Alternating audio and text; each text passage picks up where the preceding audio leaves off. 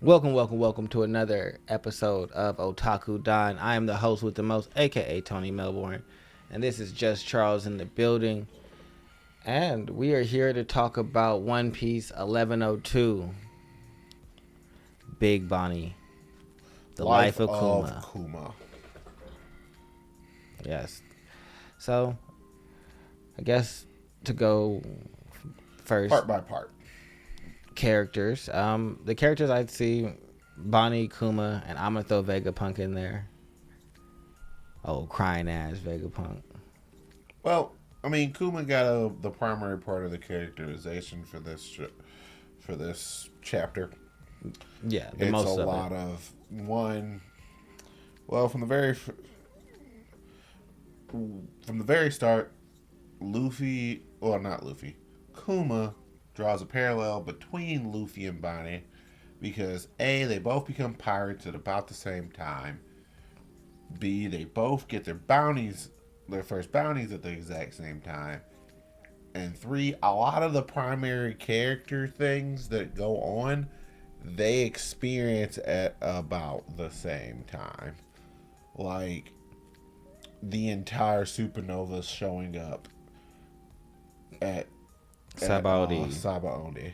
Where Bonnie's there is Well, yeah, she's a supernova, so she's eating all the food. Who else you got? You got well, we don't really see most of the supernova. We go into Kuma remembering, basically thinking that the Straw Hats aren't ready for the new world and that they have to go back and train some more before they can come this far, because he believes that Luffy's here to save the world and he doesn't want him to end up like Kid, missing an arm and shit. Another big thing that ends up happening is Kuma actually does tell Egghead about Luffy, but because the way they plan on doing it, and he's just like, I know you're not going to leave my memories alone once I paw them out of myself. So I'm just going to go ahead and tell you this because honestly, it just seems like I need to have a conversation about this with somebody. And the amount of people I could actually have conversations with is very limited. That's true.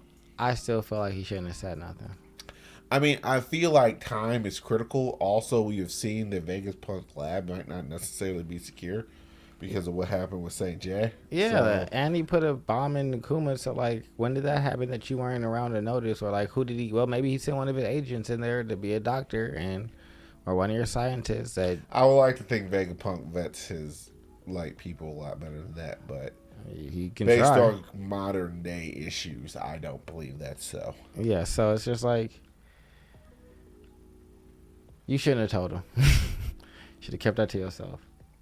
Other cool things we get to do. We pretty much get to see Kuma in a lot of the more important things where he would have been involved or was involved at very pertinent moments. So like everybody knows, first we get to see the Zoro receiving Luffy's pain from Thriller Bark. From Kuma's perspective. And that's it shows like their first real interaction, and it shows Kuma's thoughts about Luffy's friends. And it's just like, hey, Draken, your kid's got some pretty good crewmates, because that Zoro, he's a real one. That's very true. I feel like he was watching with binoculars when Sanji walked up with all the blood. It's just like, what happened here? Nothing. It was just like, exactly, respect. I feel like it also gave us perspective on Kuma kind of being untouchable as a warlord, because he's just kind of doing what he wants. They told him to kill the Straw Hats. He said, I'm not going to do that. He's been helping out the revolutionaries, and it just shows how valuable Kuma's body is to the world government.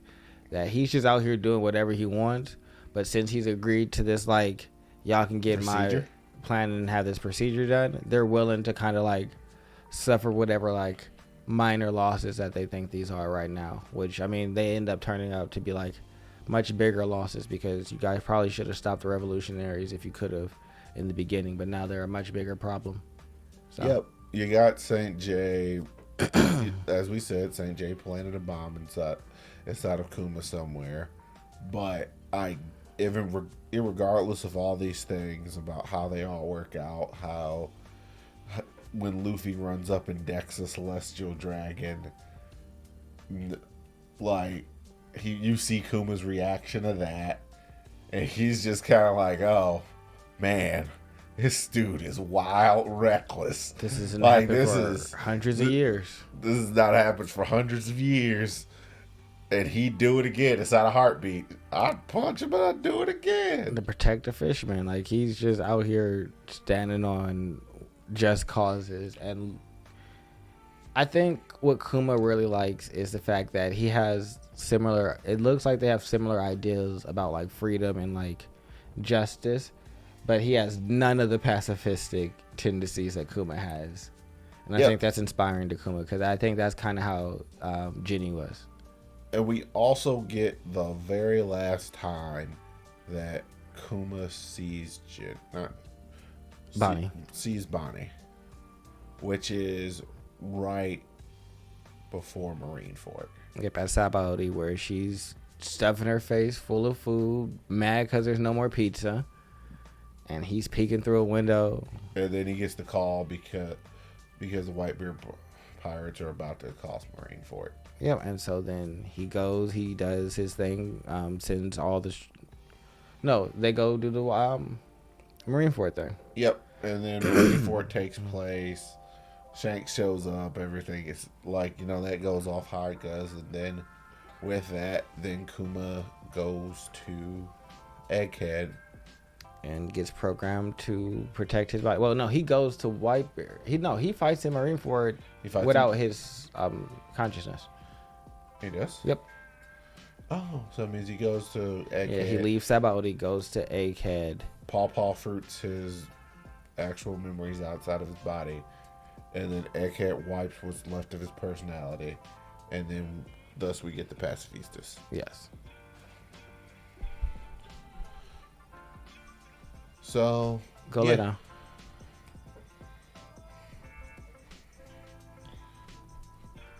Yeah.